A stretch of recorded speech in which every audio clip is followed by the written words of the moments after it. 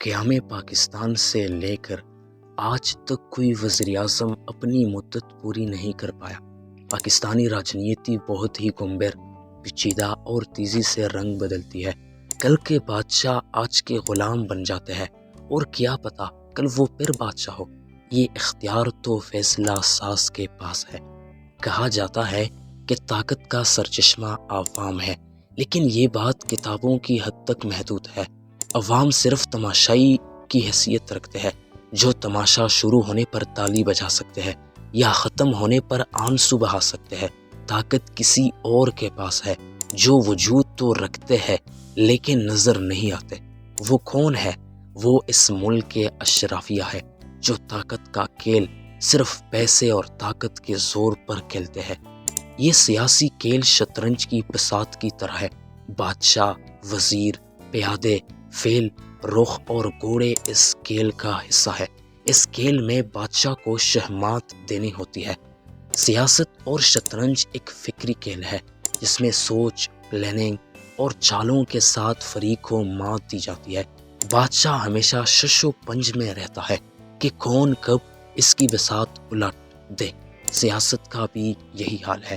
پاکستان کی شطرنج کی بساط پر وزیر اعظم کی کرسی ہمیشہ خطرے میں رہی ہے۔ وزیر اعظم اس بساط پر صرف 4 خانوں تک محدود رہتا ہے۔ کب اس کے پیروں تلے سے زمین کھینچ لی جائے کسی کو معلوم نہیں۔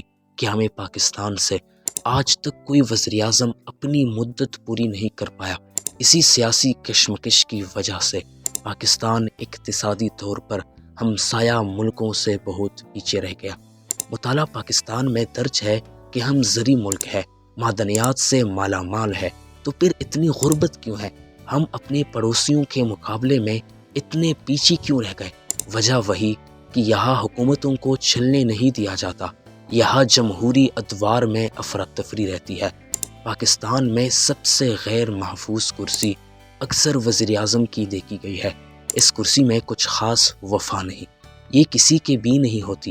ایک کانٹوں سے بنا ہوا تخت ہے، جس پر اس کا نیا حقدار زیادہ دن ٹھہر نہیں پاتا۔ اس کے 4 پائے الگ الگ کندھوں پر کھڑے ہیں۔ جب کسی ایک کا دل کرتا ہے، اپنی سپورٹ ہٹا لیتا ہے اور ہاؤس آف پی ایم تاش کے پتوں کی طرح بکھر جاتا ہے۔ اس میں زیادہ قصور سیاستدانوں کا اپنا ہے، جو ایک دوسرے کے خلاف سازشوں میں شریک ہوتے ہیں اور ایک دوسرے کی حکومت کو چلنے نہیں دیتے۔ پاکستان میں وزیر اعظم اتنی جلدی تبدیل ہوئے کہ مطالعہ پاکستان میں طالب علموں کے لیے یہ باب بہت مشکل بن گیا۔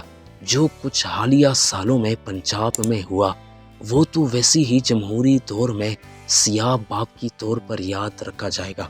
اب کچھ عرصے سے اسمبلیاں اپنی مدت 5 سال پوری کر رہی ہے، لیکن وزیر اعظم کو یہ سہولت حال میسر نہیں۔ پاکستان کے ایک وزیر اعظم جلسے میں قتل ہوئے، ایک وزیر اعظم پھانسی پہ چڑھ گئے، ایک تختہ دار سے بیرون ملک روانہ ہو گئے، ایک کی قسمت میں گولی تھی تو ایک ہاتھ میں سائفر لہراتے ہوئے گھر کو لوٹ گئے۔ لیاقت علی خان نے 4 سال 62 دن تک حکمرانی کی، نواز شریف نے 4 سال 53 دن اور یوسف رضا گیلانی نے 4 سال 30 دن۔ ان کے علاوہ سب کا دورانیہ کم ہے، کوئی 3 سال، کوئی 1 سال، تو کسی کے حکومت دنوں پر محیط تھی۔ تو آپ بتائیے، ہم کیسے دنیا کے ترقی یافتہ قوموں کے صف میں کھڑے ہو سکتے ہیں؟ حالانکہ آج تک ہمارے وزیر اعظم نے باعزت طریقے سے اپنا مدت پورا نہیں کیا۔ کوئی 1 سال بعد، کوئی 3 سال بعد ہٹایا جاتا ہے۔ جب ہمارے آج کا وزیر اعظم کل کا غلام بن جاتا ہے تو ہم کیسے ترقی کر سکتے ہیں؟ نکلے اس خونی سیاست کو دفن کرے اور ایک نئے باب کا آغاز کرے، تب جا کر ہم دنیا کے ہم بھلا ہو سکتے ہیں۔ اللہ ہمارے ملک کے حالات کو بہتر کرے۔